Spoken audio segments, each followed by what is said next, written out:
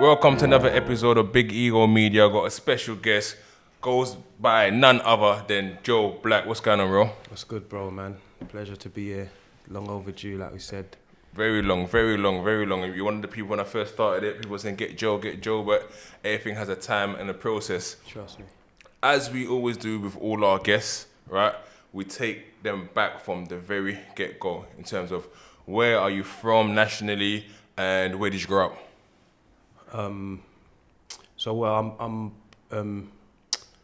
Nationally, I'm from a country that is now called South Sudan, but when I was born, it was just Sudan.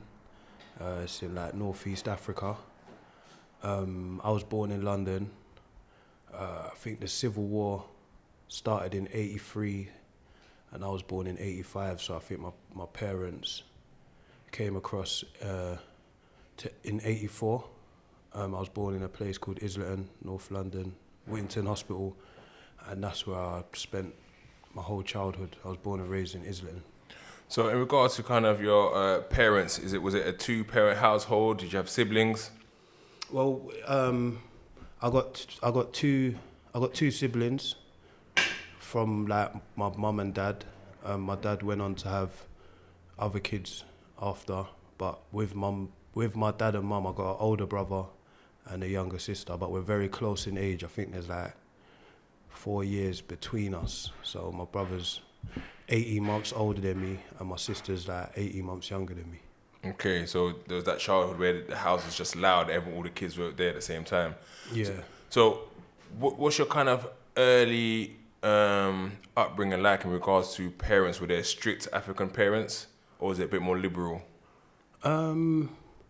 I think because my mum was very young when she had us, and then she came over here. My dad originally came over with my mum, and then he went back to fight the war. So for the first like 5-6 years of my life, it was more my mum raising me with my uncle, her younger brother. And my dad came back over in like early 90s, and then the relationship between my mum and dad broke down, and then he went his separate ways. But I always had a relationship with my dad, but they just weren't together. Do you think did you recognize any of the differences with both of them in the house and both of them without the house? But then again, as you went to war, you probably wouldn't have seen that anyway. Yeah, and I think like my uncle, he kind of played the father role in the house. So I didn't really miss a male role model in the house growing up. Yeah. So what was your kind of behavior like at that young age? Was you well disciplined? How was you in school, behavior-wise and academically? Yeah, I've always been like academically. I've always been alright. Not the most clever, but I was like, yeah, I was good in school. Primary school, I was good. Maybe little bits of mischief that I used to get up to, but mainly in the playground. In the classroom, I was kind of on point. And in terms of kind of ambition, what was it that you wanted to be? It's mad because I remember an old school like family video, and they was kind of asking us like what we wanted to be when we was older. And for some strange reason, I had an infatuation with having my own shop, like a off-license news agents. That was my earliest like ambition. I remember always saying I wanted to be a shopkeeper. And then as I got a bit older, I got into school, started playing football, and then that kind of took over everything. So growing up in sort of Islington, was Arsenal always the team from the get-go? Was you aware of who they were? Yeah, always.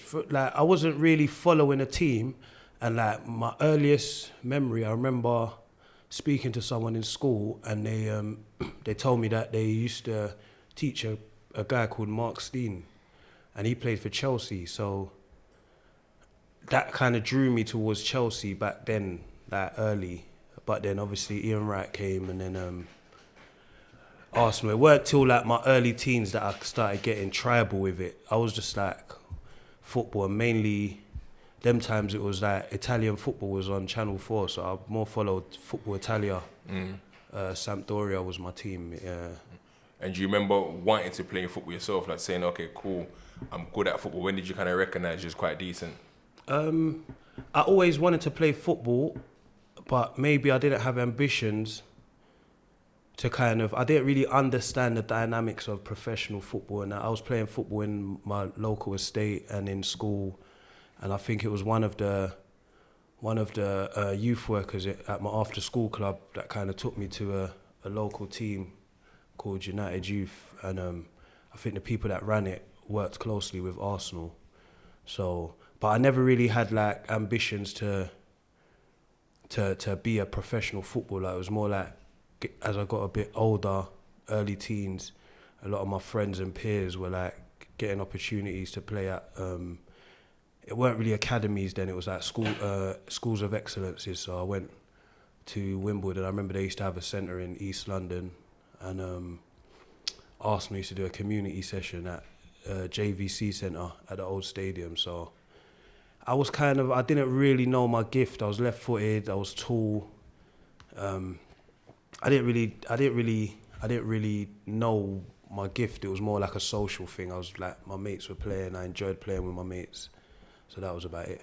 Yeah, I mean, you mentioned something there that you was tall. Yeah. I mean, Sudanese people are renowned for being some of the tallest and darkest people, and they say like civilization actually kind of started from that sort of side towards Kenya. And that, are you aware of that history? Do you follow much about your own nation? Yeah. Like now, older, I like started reading a lot, and I think yeah.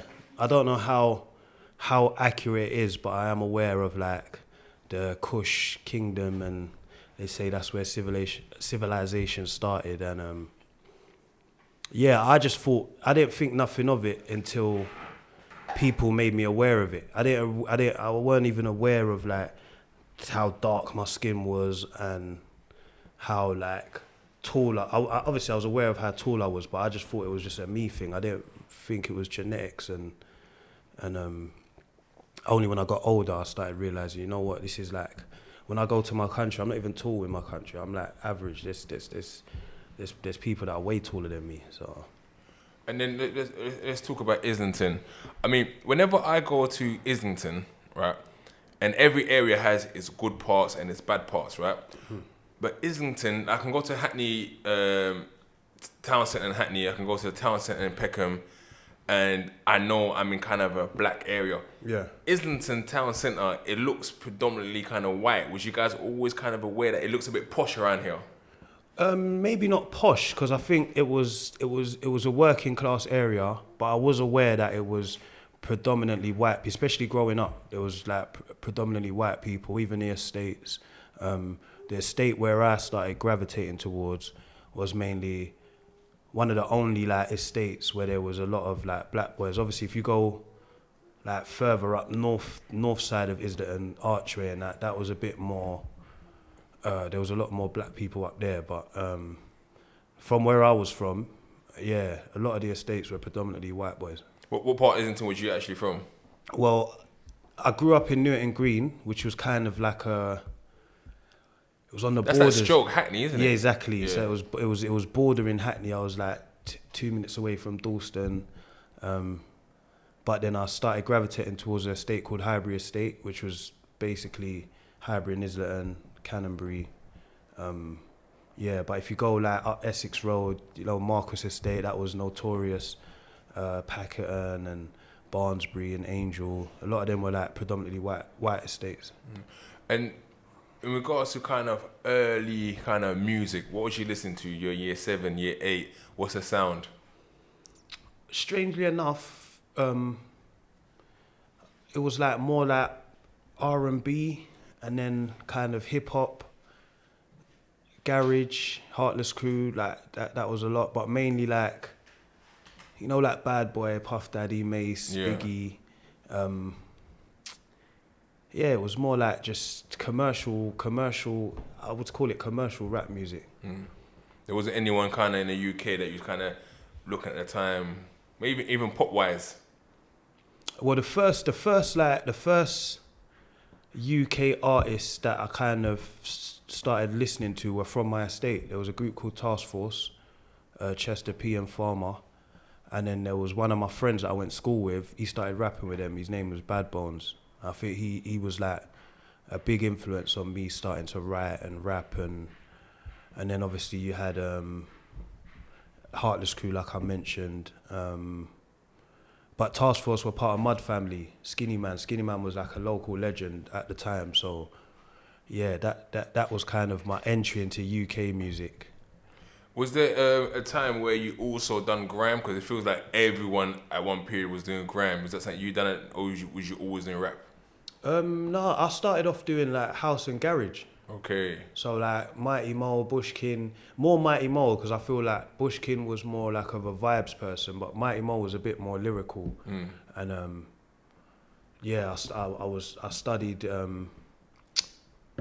Mighty Mo's rhyming patterns, and a lot of the time, at the time garage, a lot of the people, it was split. Some people didn't want to hear people just talking all over the songs.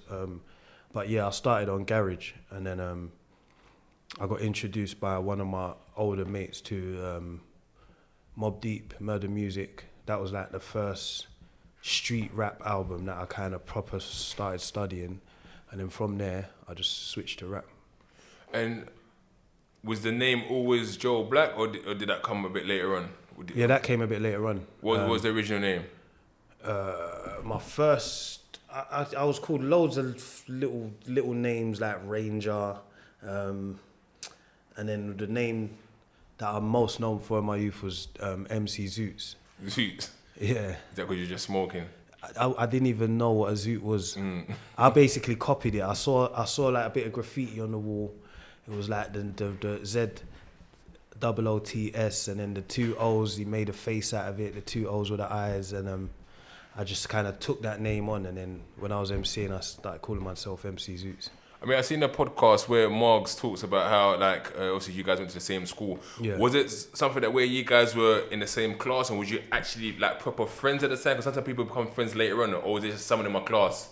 Yeah, do you know what it was? I think when we was in school, I wouldn't say we was as close as we became outside, but we was in the same class.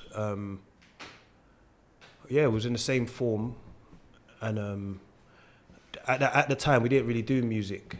Well, I didn't do music. I wasn't aware of Marks doing music. And like he said, I think he said it on a number of platforms. Like how he came about knowing I was an artist was like through a couple of the young G's from his block. So I mean, let's just talk about that era kind of thing. So when did you start putting pen to paper and say, I'm gonna be rapping now and having your own unique style? And who was your influences also at the time, UK wise? Well, my first influences weren't UK. It was Mobb Deep, yeah. Yeah, Mobb Deep kind of was my entry, and then I got in a bit of trouble when I was like 15, around year 10, year 11. I ended up doing a custodial sentence, and then one of my boys, Slim, and my other boy, Cheds, rest in peace, they were sending me a lot of tapes at the time. You could get tapes sent in, and they started sending me all like Jay-Z, Dynasty, all the rap that was around them times. And I started reading Source magazine, because at them times there weren't no TVs in jail, so you had to use your imagination a lot. And I was reading a lot of magazines, and then I just started writing to the music I was listening to. So, I mean, you just talked about a custodial sentence. You said you was at 14, 15. Yeah. What was that for at the time? Well, the official charge was robbery, but we didn't rob nothing off the person. Like, I think there was a few girls we started hanging around in Highbury Fields Park and trying to make an impression on the girls.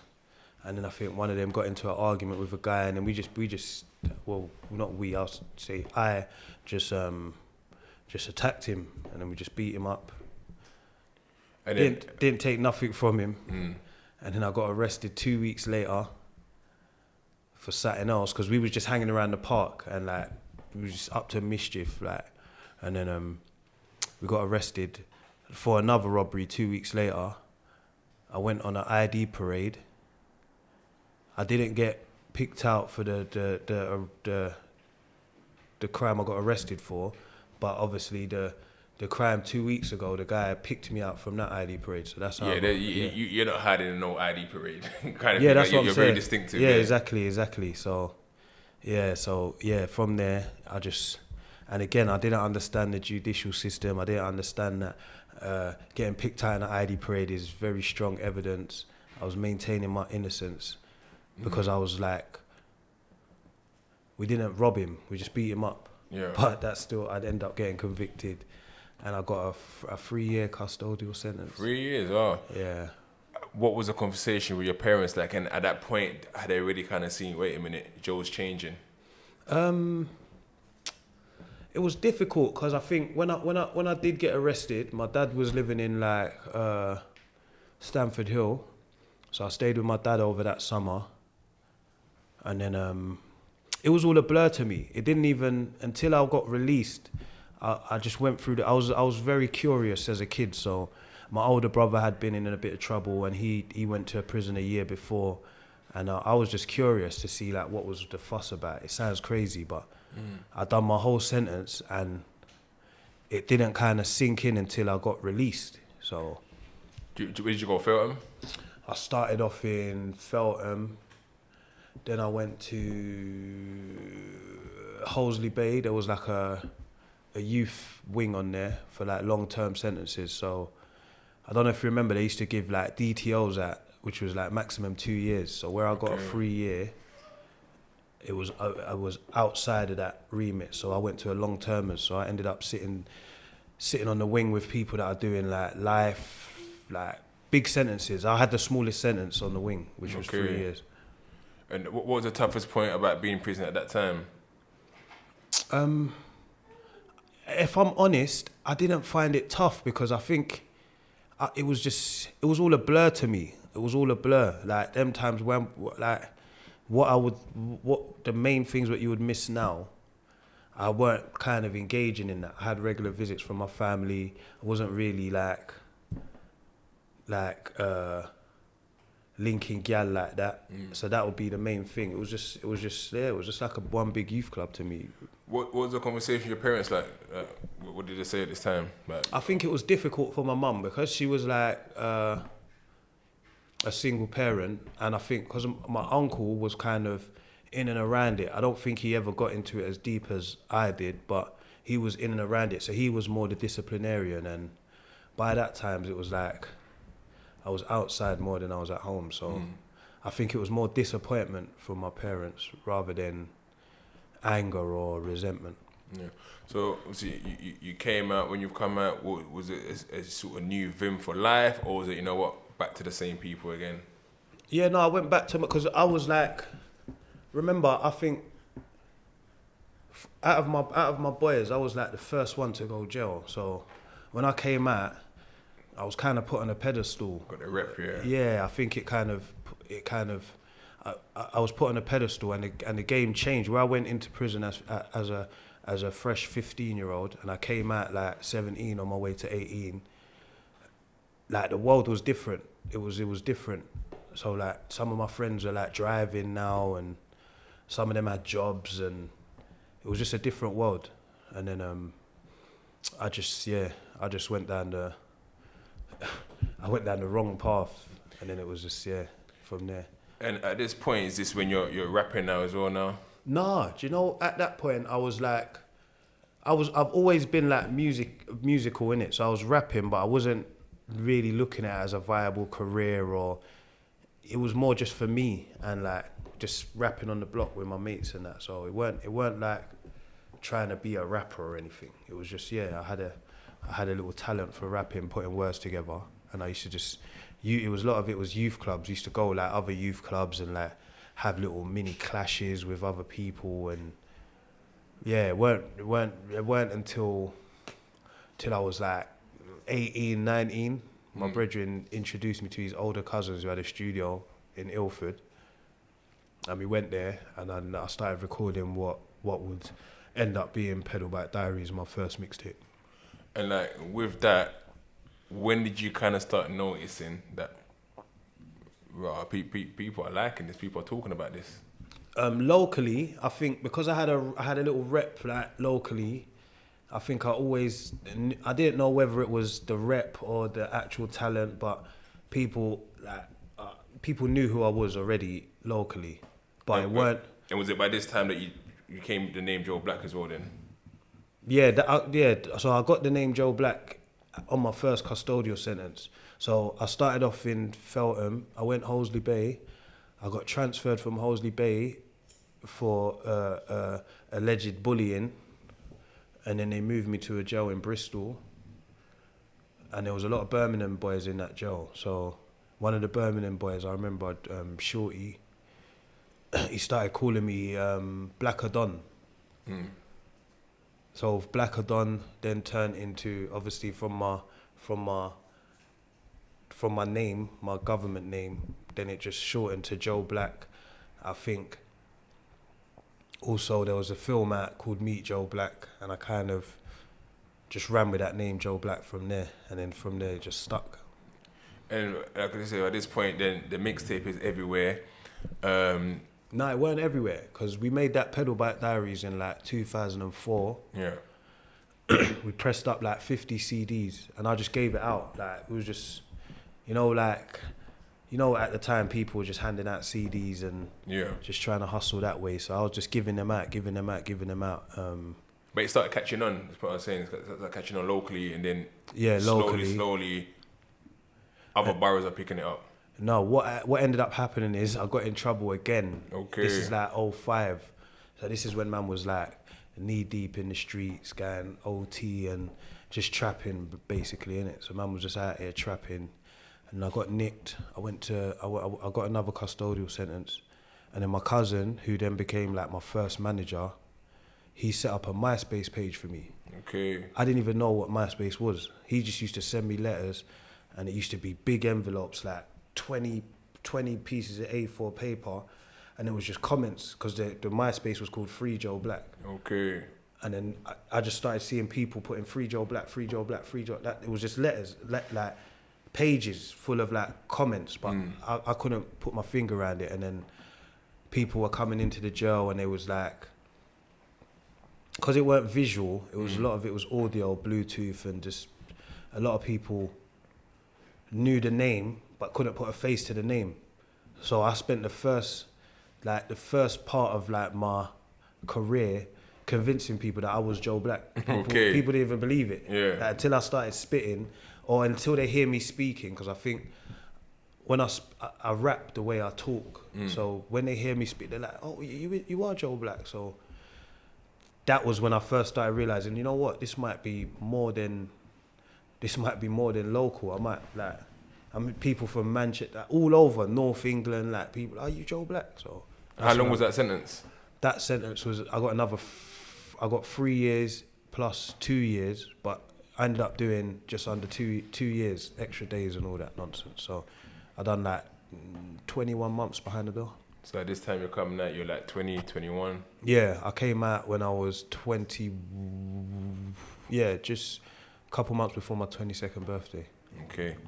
I think we done it in reverse. When you're coming out, I think that's when I'm going in. I went in just before my 22nd. No, I went in on my 20th actually then. But yeah, so a lot of the stuff I was kind of hearing was more so from behind closed doors, and people started saying, oh, we heard of my man from Islington kind of thing. So that's maybe a couple of years into my sentence. When do you think then you decided, I mean, from that you're saying people are hitting you up from jail. Upon release, was it, okay, this is serious now, I'm going to go fully fledged into music, or did you think, oh, I'm just going to go back and trap again? It was more like led by my cousin, because I was just thinking, I was like one-dimensional. Like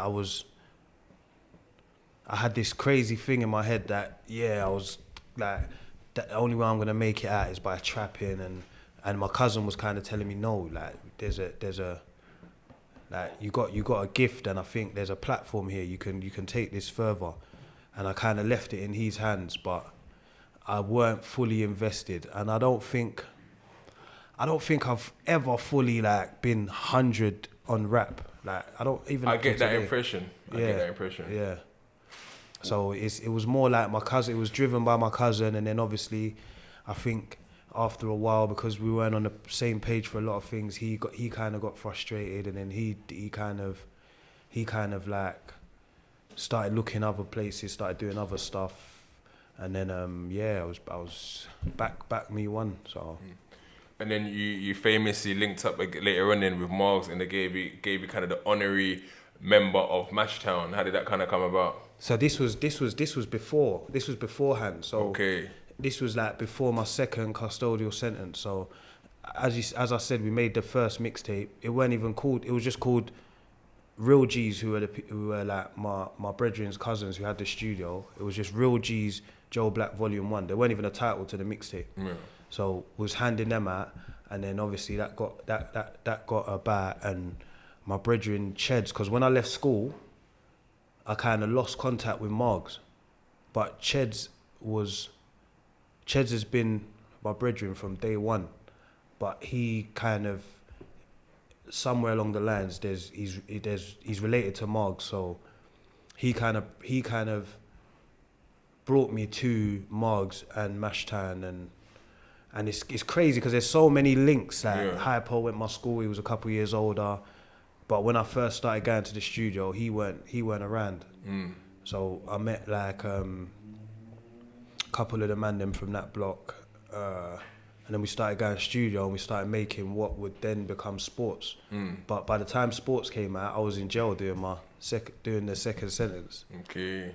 And then there was a lot of confusion because I'm in jail saying, no, I'm from Highbury, and a lot of people confused MashTown and thought MashTown was an area when it was just a name of it was just a music group. Yeah. So people are saying, are you from MashTown? I'm saying, no, I'm from Highbury, and then there was a lot of confusion, and then yeah. Did that end up causing any sort of passa in jail? Because you got people think, oh yeah, you're from Hackney then, and fights and anything like that. Little arguments, but it was more me and my like because it got to a point where I'm not saying I'm not MashTown because I'm worried about anything. It's just because I'm not from that area. I just know a lot of people from that area, but I'm from my own estate, and then I just started getting ignorant and started saying, yeah, I am, and what basically. So got into nothing major, but little arguments with people. Like they was confused. You're from North London, but you're repping East London. Like stupid stuff. So the people from your own ends were like not my own ends, but like mainly from like, you know, like a lot at that time. It was very the Hackney Tottenham thing was very so it was mainly from like people from that side. But yeah, nothing major. I never got into no physical altercations. It was a lot of it was verbal. Yeah. I mean, in that area in itself, was there any point where you kind of feared for your life at the time? Because it was kind of very dangerous moments at the time. Was you ever thinking, oh, I have to be mindful about being affiliated anyway? Because it's... Nah, never. Like my thing was, because obviously, I was out on the roads or whatever. But my thing was more trapping. I didn't really get into like the gang violence and all that. Obviously, it's a byproduct of trapping. Sometimes you get into problems, but a lot of it was just like trying to get money, trying to get rich, and thinking that this was the way I was going to get rich. And then how did you then link up with Squeaks? Because he talks about he kind of used to look up to you from not being known from your area, and he didn't know how to kind of approach you, and you said you was very approachable. Was you aware of who he was at the time already before? No, I first became aware of Squeaks. There's a guy called Wheezy. He's from my... Wheezy grew up in Highbury Estate. He's like a few years younger than me. And then he's got family in an estate like on Holloway where Westy used to live. And then I remember, I'll never forget, one day he gave me a CD and said, yeah, my boy Westy, he makes beats. So I was like, yeah, man, let's go, like. So I started going to Westy's. And then they played me a song one time, and it was like a few local, man, but Squeaks was on that song. And he just immediately stuck out. I was like, who's that? And they said, yeah, one guy called Squeaks. And then Propane, he's another one who he used to live on the top of my road. He done a tune with Squeaks. And I was thinking, right, this is because I was ignorant. I used to think a lot of the UK rap then was like shouting and American accents, and it weren't very original. And I think I kind of listened to like I said, Task Force, Mud Fam, Skinny, Little D, who's sincere, but he was Little D back then, and Mike GLC. I think he's the person who I think had the biggest influence on me rap wise from young, because I used to think this guy he's talking the talk, but he sounds English. There's no Americanisms in his bars. So yeah. Do you think he gets his flowers much, GLC? I don't think he does. I think some of it is his own fault. I think that sometimes he doesn't help himself, but I think like a lot of people who was around at that time, I think they choose to ignore his contribution. I think he's very pivotal in UK rap, in my opinion. I think he's very pivotal. And then of course Squeaks and then Benny Banks as well. How did you guys come across each other? But I knew like Benny Banks was like more closer to my area. I used to see him about, and you know, like I don't know if people thought I was further in the game than I was, but him and a lot of other people used to come and try and say, yeah, I got bars and all that. But I was thinking like what do they want me to do? I'm not in a position to like help anyone. I'm still trying to help myself. So I didn't really take him serious until we was at Westies, and then obviously there was a lot of people there. There was like Hunt, who I knew from before, from LORD, because there was a little bit of time where I was going studio with them a lot, when like a lot of the MashTown members, before sports, a lot of them stopped making music. I don't know, the studio closed down or whatever. So then I started linking up with the Stokey man, because their estate's kind of close to Highbury. Stoke Newton's not that far from Highbury. So I started going studio with them, and then Hunt started coming to the studio. There was Frosty. He's from like Holloway, Propane, like I said. And then one day, a guy Dubs, he bring Benny to the studio, and you know, like the studio was like, it was like a training ground, because you come in there, everyone's there. There's like 5, 6, 7 man in the yard. We're just chilling, smoking, whatever, and then it's just put a beat on and you rap. And he rapped, and that's I always like to feel I got an ear for talent, especially like rap lyricism. So when he started spitting, I'm like, this guy's cold. He's cold. And then he started coming Westies regular. And then me and Squeaks started. There was a film called Love, Honor and Obey. It was like an English film, and we decided to make a mixtape with that title. It started off with me and Squeaks. Then when Banks came along, Banks jumped on, and then I went back to jail. This time it was only on remand, but I was on remand for a long time. And then by the time I came back out, I got the not guilty. I came out, and like Banks was kind of like, he was like an underground star. So I kind of missed his come up. I was there at the beginning, but he kind of done all these grinding while I was in jail. And then when I came out, he was like, like everyone was talking about Banks. I mean, I just posted Squeaks' interview yesterday, and I posted a video of what you guys done a few years back. And in lots of times in the comments, and people was asked, would these three ever make a track together again? Is the trio ever gonna come back? Is there any light you can shed on that? Is there anything that where we might see something in the future, or is it's gone past that stage now? But there's a fallout at one point as well. I think I'm not the person to answer that, because if it was up to me, we would have made music a long time ago. So I think that's up to like Squeaks and Banks, and I'm optimistic, me personally. I think, I think I'm optimistic. I think people have done a lot of growing up, and I'm optimistic for it happening. I mean, in regards to your own legacy, right? Because when people talk UK rap, right, your name is put in there, right? Yeah. Do you accept that flame? Do you accept that prize? Say, yeah, you know what? I'm one of the forefathers of this. Because you just said it earlier, that you saw it more as a bit of a sport, not really as a profession. And do you have any regrets in that? Regret is the wrong word, but I feel like, like I feel like I'm happy with my contribution. I think people appreciate my contribution.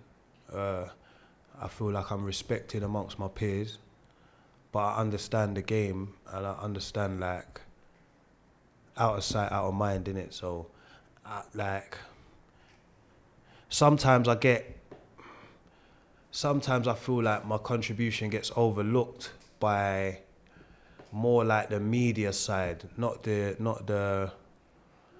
the fans or anything. Like I always get love, even up to today. Like people stop me, oh, what's going on? When's new music coming out? But I understand that, like, for my output, I think it's fair the appreciation I get. Did you ever, when you was making music, ever see the heights it would get to now? Because if you look at these young guys now are getting some £1 million contract record deals in the UK. This isn't even the US. This is the UK, London. Yeah. Did you ever envisage this happening? Yeah, 100%. It was just a matter of when. I think yeah. I always knew because when I started, it was very early in the stages, and I think me and my peers, we were kind of like the architects of what the scene is today. But yeah, evolution. Obviously, people are going to learn from the past generation's mistakes, and as the scene grows now, there's kids that are growing up with UK music, whereas when I was rapping, a lot of people grew up without it, and if it was UK music, it was more garage and rap-wise, it was more American. So yeah, I always knew it would get to this stage, and I think it will get better. I think it will get better. Do you ever get, because sometimes you always hear this about the football players of yesteryear who played in the 90s and so on, and go, nah, look at these kids now, look how much money they're making. Do you ever feel like, this is a bit of a piss take, when we laid the foundations and was put in all the hard efforts, where were these contracts then? Do you ever kind of get that sometimes? No, not me personally, because I feel like, I think maybe if I wasn't fairly successful in what I'm doing now, then maybe resentment will build up in me. But when I look at these youths, regardless of what they're spitting about, I just see youths that are making a living, and it's yeah, man. I can't look at it and feel nothing but a bit of pride, because I'm saying, look, this is part of the scene I built, and yeah, man. I like, I'm not one of them bitter OGs, for want of a better word, that are looking and thinking, what about me? For me, I think it's just, if I want it, I believe if I want it, I just got to go and get it. I ain't got to look at no one else. I don't think like, yeah, these kids are, because they're putting in work. They're grafting, so they deserve whatever they get from it. I mean, I can't remember the last time I used Clubhouse, but I remember a couple of years ago when Clubhouse was popular, I remember I was in a room with you, and Afro B was in the room as well. He said that, yo, Joe, we just need an album from you. Yeah. And you've been teasing this cold winter for like 4 or 5 years now. I'm thinking, is cold winter ever gonna come? And I think one time you told me that for you now, because of where you are kind of right now, it's that sort of subject matter, you're not sure if it resonates. And my whole thing is that you just kind of put it to what you're doing now, the process of your change and how you live life, being a father, being a partner. So is that something that we are gonna get? And what's the difficulty now in making music? I don't think resonating is not the issue. I think it's more the subject matter, and I think a lot of my music, well, all of my music is personal, so it's about me. I think that's a very, very special gift, to be able to rap generically. I find it hard to rap generically, and I just think like it's just more having to live a little. I watched a little clip on the internet with Margs, and it like, when he was talking, I'm like, you know what? It sounds like he's speaking for me, because like I lived a certain life which was very, very, what's the word I'm trying to look for? The life I was living was very like one-dimensional. and I found it easy to rap about that life I was living. It used to come to me like nothing. Like people that been in studio with me would know it'll take me like 10 minutes to whip up a 32 if it's about a certain subject matter.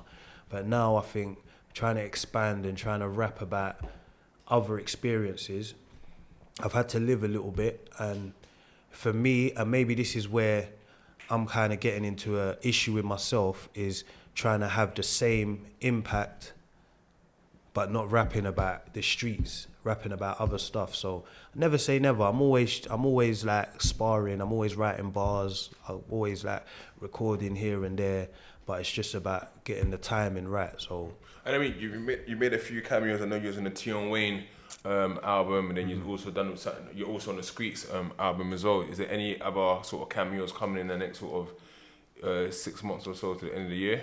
Yeah. Because that's one thing with me. I think people reach out to me, and it makes sense, and the song's good. I'm always open. So there's a lot of stuff coming up in the future, with feature wise, and then working on my own stuff. I think I'm getting to a point now where I'm kind of ready to rap about this side of my life. And then again, it's just because other things are going on and other priorities. It's just trying to find the time and getting the right mind frame to actually put. Because I like the last between like 2014 and 2017. I think, in my opinion, I put out a lot of stuff that was half-hearted, and that's not really my thing. I know like maybe there might be rewards financially, but like I always like to take pride in my work. So now I think I'm at a stage where, do you know what? I've lived a lot more. I've got a lot more experience on other things aside from the street stuff, and it's just about getting it right and putting it down and getting the right people around me to make sure I make the best of it. I mean, you missed the best feature of the year though, man. Wait, what's that? Peckham Flow. You missed the best feature of the year, I Peckham know. Flow. I know. Yeah, I remember. But that again, was you there see as what well. it is? Again, like this is one of my weaknesses. I find it hard to say no because I feel like no is disrespectful. But it's just I can't explain it properly. But I think you should always just say how it is. I know, I don't but think this is something that people this can member. ever take it as, because especially as grown men, right? People can understand. Yeah, actually, no, I don't want to do this feature because. No, but it's nothing to do with other people. Yeah. It's to do with me, like, because I feel like I don't know what it is, but I just feel like it comes across as disrespectful to me, because I think, you know what, people appreciate me enough to want to want to work with me.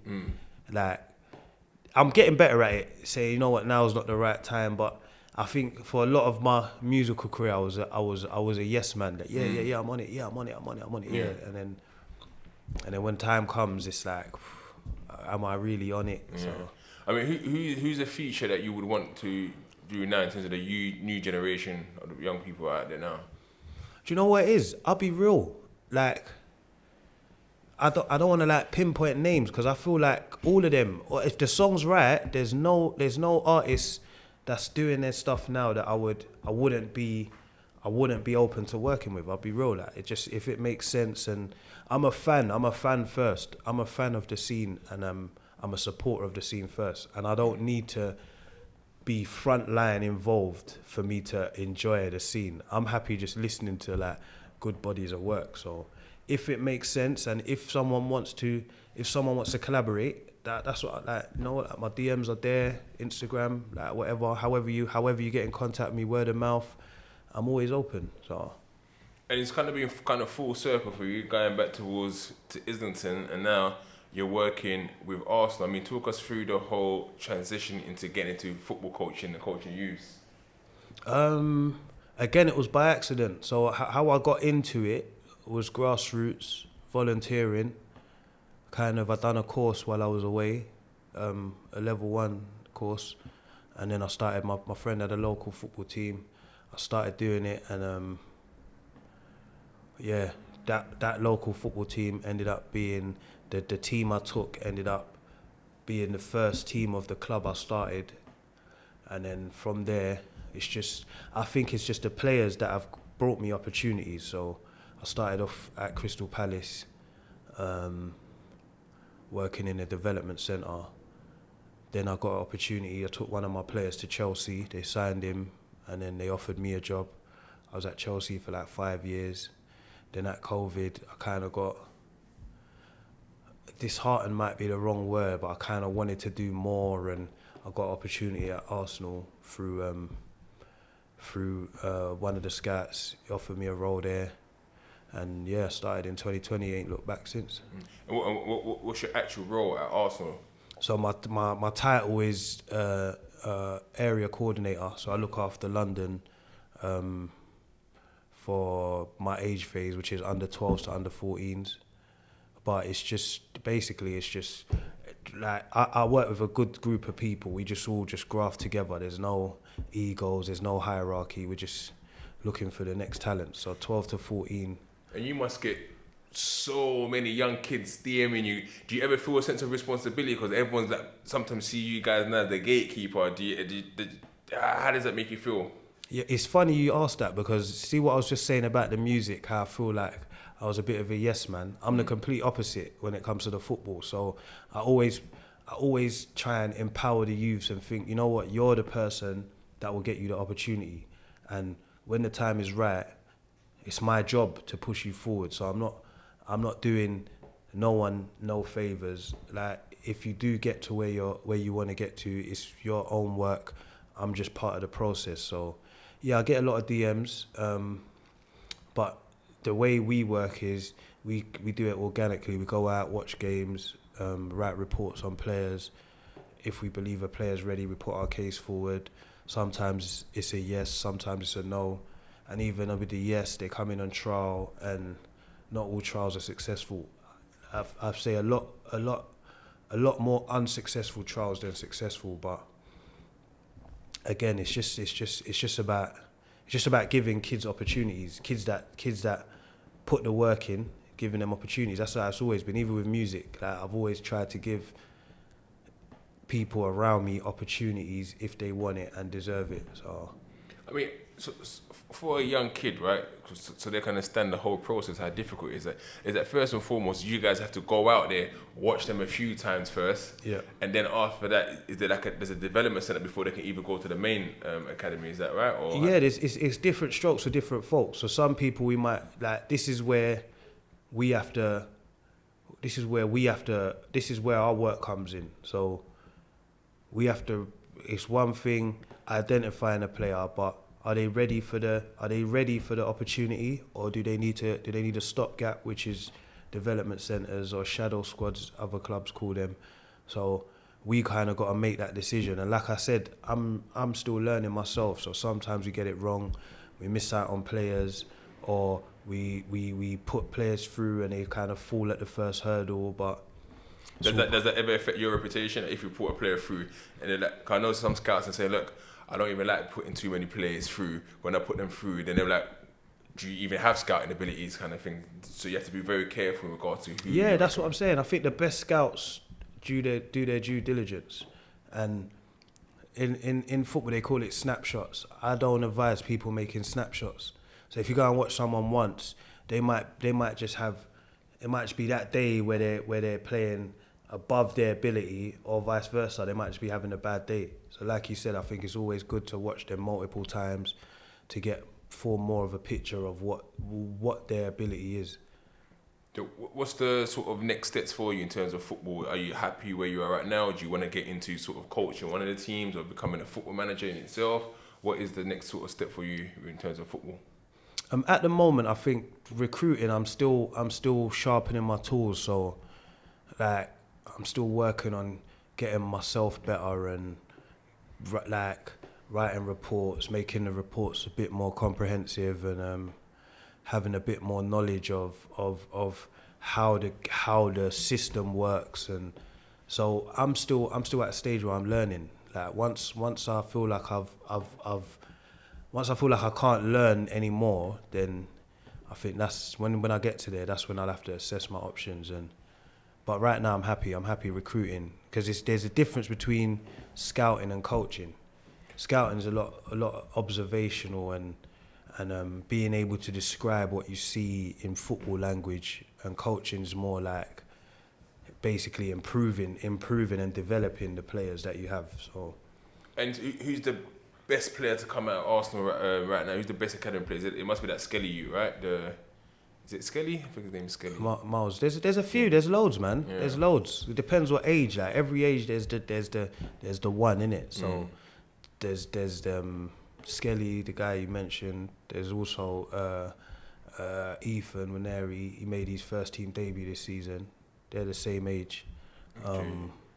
And then a bit older, you got the Kozia Dewberries. There's loads, man. But it's a very cutthroat game, and you could be the best thing at 18, but translating that into first team could be another story. And then someone who's 16 now, who's not really making noise, then these years are important. The next 3 years, they could be the next big thing. So it's educated guessing, really. You can't really predict the future. Okay. So any kind of last words to kind of your fans out there in terms of music wise, and what you just want to say to them for all the years of them supporting you, kind of? Yeah, you know what is that? People that approach me, they know that I'm always appreciative of the love I get, and I definitely will release something. It's just a matter of when, not if. And yeah, man, just big up everyone, big up everyone, big up everyone that I've inspired, that I've influenced, that's influenced me. Yeah, man, big up everyone, man. And just quickly on a subject as well, in terms of sort of, is that where you find it difficult as well? Because now you are at a club such as Arsenal with prestige, and it sort of looks a certain way now. Do you now have to be careful of the image you put out there, kind of your past life and music? Is there like a conflict there? Not really. I'm more thinking that because I got a family and I got kids now. That's more of a reason where I got to be a bit more mindful, and internet. Once something's out there, it's out there. So that's a bigger thing that I think of. Like I don't want my kids to get to an age and then see me doing stuff that might contradict what I'm saying to them or contradict the message I'm trying to give them. And literally, we're coming to, what's the day today? It's the 29th. I remember this time last year, I was actually in Cape Verde, just left, I think a week later, I was making my way back, and on the plane, just before getting on the plane, got the call to say, Hypo's been killed. It's literally, I was coming to anniversary, it's crazy. I mean, how did you hear about how it happened, and what was your initial kind of thoughts, and what your kind of lasting legacy feelings of him? Do you know what it is? I think like it was difficult for me because, like I said, we went to the same school. He was a bit older than me, but the last few years, I think we was a lot more closer. Like I was around him a lot, and we used to speak a lot about the future and things that he wanted to do, and yeah, it was just I still processing it. I'm like, I think, I don't know if it's a good thing or bad thing, but I'd like, after the funeral, I kind of like tried to put it to the side and kind of trying to implement the things we spoke about, because he used to tell me, yeah, you know what, I rate what you're doing, keep doing what you're doing and whatnot. So I think just trying to focus on it, and I try not to think about it because it kind of dampens my mood, and especially how it happened, and it's crazy. Rest in peace, Hypo, man. Rest in peace, Hypo. And that there, guys, was another Big Ego interview. That was Joe Black, and we're out.